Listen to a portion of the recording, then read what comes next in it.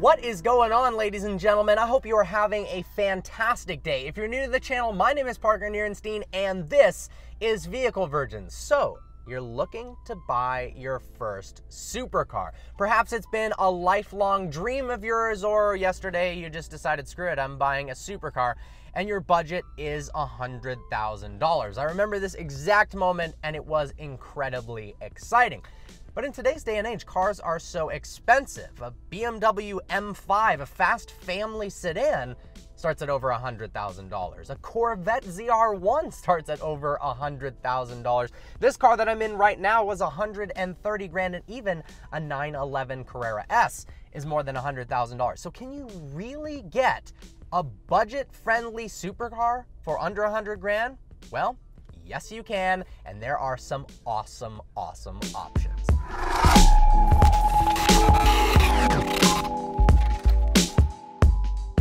You see, depreciation is a beautiful thing. Supercars that were once over $200,000 several years ago have now dropped below 100 grand. This is good in two different reasons. One, it saves you a ton of upfront cash. And two, when you sell the car, you avoid all that depreciation that the previous owner had to undergo. My first supercar ever was a 2004 Lamborghini Guyardo. Hopefully some of you OG subscribers remember that. I picked up the 2004 Guyardo with 4,000 miles on it for just $102,000. Now, over the next 2 years, I put 12,000 miles on the car. Was actually able to get out of the car when I ended up selling it for basically the exact same amount of money that I bought it for. So really the only thing I was paying for was gas and insurance that you're used to on any car, and maintenance costs, which I'll talk a little bit more about in a bit. Now, those of you who have been with the channel for a while know that it wasn't exactly that simple. I let somebody drive it, they ended up crashing it, but with insurance, I ended up whole with the car. So without further ado, here are 5 of the best supercars under $100,000. First up is the first generation Audi R8 V10. Since the second generation was released in 2015, first gen cars have taken a severe depreciation hit, which means you can find 2011 to 2015 R8 V10s for under 100 grand without too much trouble. It's an absolutely gorgeous car. It was an Iron Man. It was kind of the quintessential supercar of the time. It drives really well, and because it's an Audi with that German engineering, it's actually a pretty reliable car, all things considered. It came with a 5.2-liter V10 that made 525 horsepower and 391 pound-feet of torque. And because the V10 is naturally aspirated, it sounds really good. Something to look out for, the 2014 model years and newer had a significant upgrade from the 2011 and 2012s, namely the transmission. In 2014, they upgraded the transmission to what Audi calls the S-tronic transmission, which is a 7-speed dual clutch trans. Much smoother, faster acceleration, easier to drive around town as compared to the 2011 and 2012 R8 V10s that had the R-tronic transmission, which is a 6-speed automated manual, very similar to Lamborghini's E-Gear. It's clunkier around town, it's more costly to maintain, and it's just not as good of a transmission. Also in 2014, we got updated bumpers, front and rear, as well as updated LED head and tail lights. You also get the availability of quilted leather stitching in the interior, which looks very nice. While these are a bit more expensive, 2014 also marked the year of the Audi R8 V10 Plus that had 25 more horsepower than the standard R8 V10. It also weighed 110 pounds less. Overall, the R8 in this generation has seen the majority of its depreciation already. It's not going to cost all that much to maintain, meaning the overall ownership experience, if you own one for 2 or 3 years and then sell it, isn't actually going to cost you all that much money. It's a fantastic supercar for under $100,000. Next up, we have the first generation Lamborghini Guyardo. This has a special piece in my heart. As I said, my first ever supercar was a 2004 Guyardo. 04 to 08 Guyardos marked the model years for the first generation. In 2009, they made a massive update releasing the LP560 with a slightly upgraded engine, 5.2 liter instead of 5 liter, and a much better transmission. The looks were also completely redesigned as well. Unfortunately, the LP560s are still above $100,000, although I bet in a year or so, especially when they come out with the refreshed, updated, new version of the Huracan, those should plummet below $100,000. But the good news is the first generation Gallardo's 5-liter V10, with its different firing order from the 5.2-liter engine, means it sounds significantly better. With the right exhaust and test pipes, the Gallardos sound like a Formula One car. It is unbelievable, and with its wild looks, it honestly is the quintessential supercar of that era. The first-gen Guyardo came with a 5-liter V10 that in 2004 made 500 horsepower and 376 pound-feet of torque. It was able to sprint from 0 to 60 in just 4 seconds flat. The transmission options available were a 6-speed manual transmission and a 6-speed sequential automated manual dubbed the E-Gear. If you can find a manual Guyardo for less than 100K, absolutely buy it. It's more fun to drive, it's easier around town, and less expensive to maintain, substantially so, than the E-Gear cars. That being said, I had a 2004 E-Gear Guyardo, absolutely loved it. The shifts are clunky, but they're violent, it's emotional, it has this just analog feel to it that you don't get in the more modern day Lamborghinis. It does come with some issues, however. Clutches are really expensive to replace with the E-Gear, on the tune of about $7,000. Also, if you don't drive them properly, you always got to be in sport mode, try to reverse as little as possible, and you got to take off from a standstill with purpose in order to save the clutch life.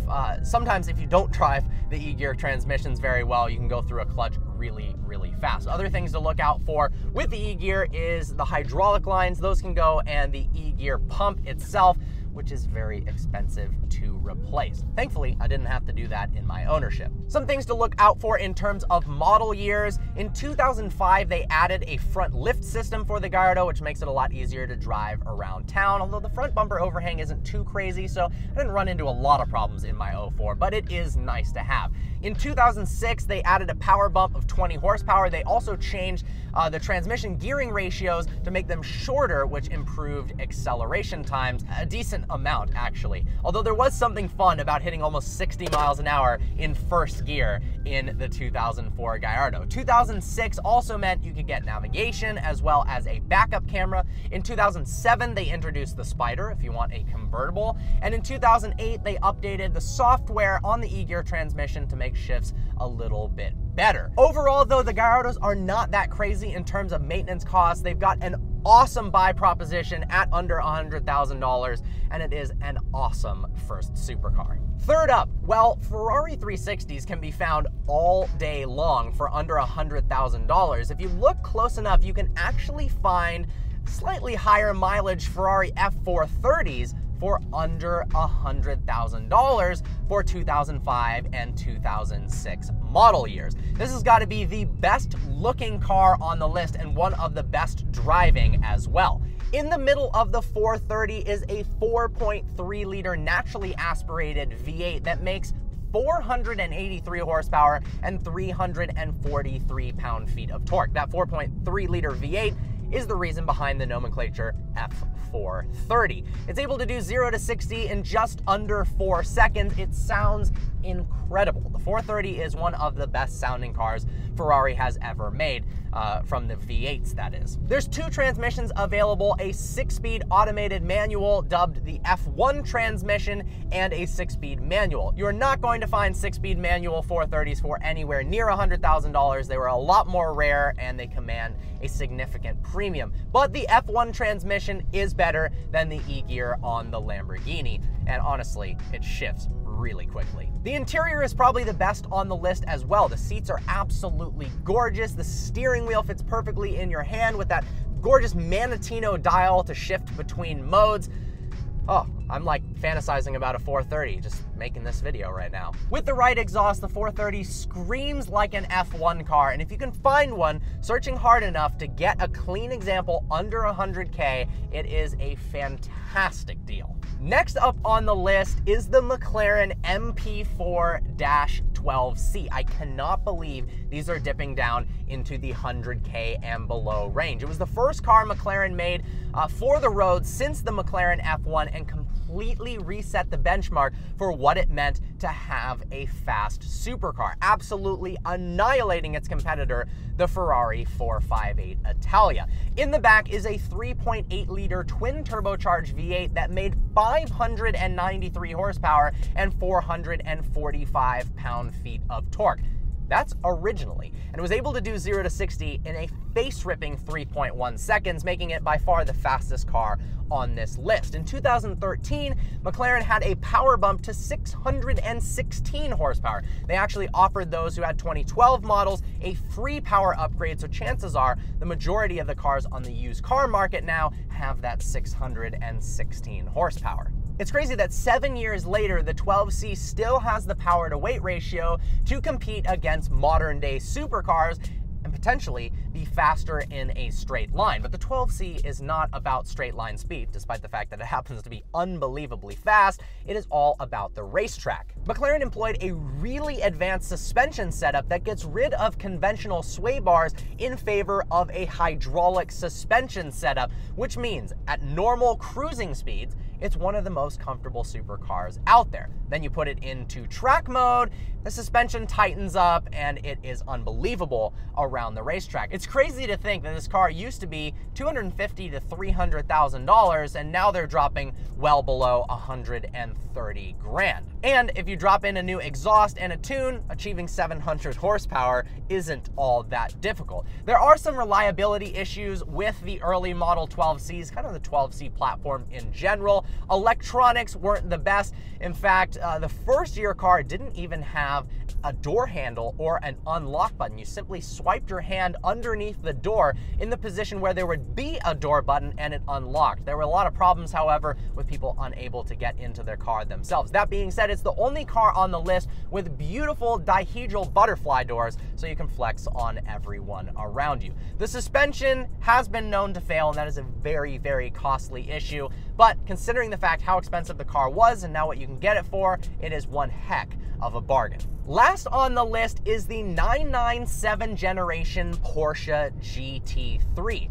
Porsche GT3s and GT3 RSs hold their value so incredibly well. It is very exciting to see a number of examples in the 15 to 25,000 mile range go below $100,000. It's an absolutely gorgeous car, appreciated by all car enthusiasts. It's analog, incredibly engaging to drive, and makes an insane value proposition at $100K and below. The successor to the rather hated 996 generation, the 997 GT3 comes with a beautiful, buttery, incredibly engaging to drive manual transmission. It's the only car on this list, apart from the R8, that you can find in a manual transmission that's incredible to drive for under $100,000. A manual, rear engine, rear wheel drive, analog driving experience. It doesn't get much better than that. In the back is a reworked version of the 996's 3.6 liter flat six that makes an impressive 415 horsepower, naturally aspirated, and 299 pound-feet of torque. It absolutely screams and begs to be revved up to its red line of 8,400 RPMs. It feels more like a go-kart than any car on the list and is sure to put a smile on your face every single second of driving. The car does ride firm, but Porsche's adaptive dampers control ride quality over bumps when you're driving it on a daily basis. It's not the ultimate daily driver given the fact that it is a manual, but you could actually drive this a lot of miles. Because it's a Porsche, it's going to last forever. These cars can climb well above 50,000 miles without problems. Oh, there's a beautiful Lamborghini Huracan I'm about to pass right now. It's not the craziest car on the list, but it's got timeless looks. It's arguably the most fun to drive, and because it's a manual and manuals are starting to phase out of the supercar world, it's likely going to become a collector's item eventually. So there you guys have it, 5 of the best supercars for under $100,000. If you enjoyed this video, let me know. I can make one in another price category. There's obviously some other cars that I didn't mention that are awesome buys as well. Like always, please browse the channel and subscribe, guys. Good luck to your car purchases. Always feel free to Instagram DM me at Vehicle Virgins if you've got any questions about your future supercar purchase. I look forward to seeing you next video.